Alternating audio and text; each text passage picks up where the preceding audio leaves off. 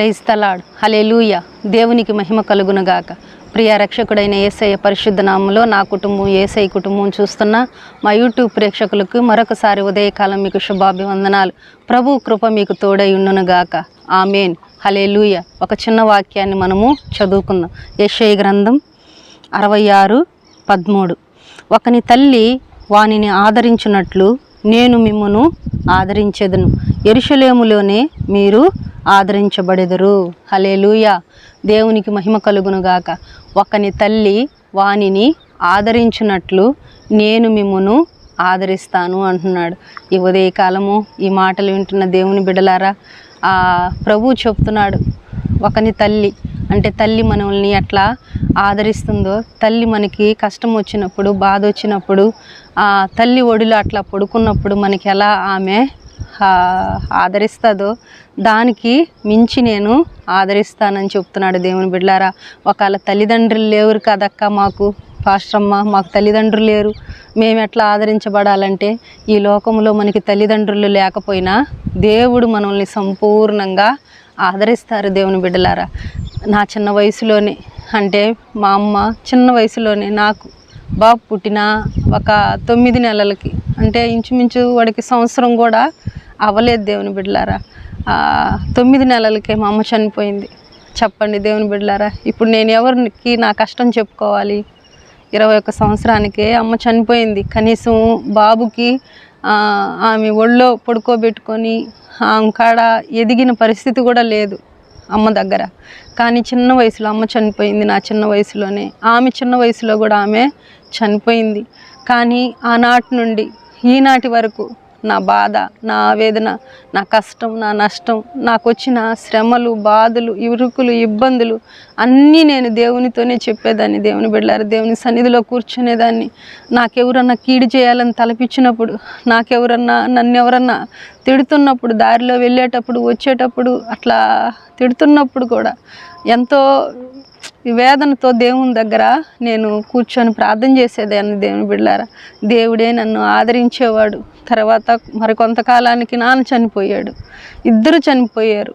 నేను ఎవరితో చెప్పాలి నా బాధ? చెప్పండి దేవుని బిడ్డలారా. మీరు అలాగా ఈ దినము మీరు అలా చూస్తున్న మీలో ఎవరికన్నా తల్లిదండ్రులు లేకపోతే భయపడబాకండి, బాధపడవద్దు. మనం దేవుని సన్నిధిలో కూర్చుంటాం. మన తల్లి ఆయనే, మన తండ్రి ఆయనే, తల్లిదండ్రులకి మనకి పుట్టించింది కూడా ఆయనే మనకి ఆధారం, ఆశ్రయం. దేవుని బిడ్డలారా, మనకి ఏదన్నా బాధ వచ్చినప్పుడు, కష్టం వచ్చినప్పుడు, నింద వచ్చినప్పుడు, వేదన వచ్చినప్పుడు, మనల్ని ఎవరన్నా తిడుతున్నప్పుడు, మనల్ని ఎవరన్నా నిందిస్తున్నప్పుడు, అవమానిస్తున్నప్పుడు మన బాధ అంతా ఆయన సన్నిధిలో మనము చెప్పుకుందాం.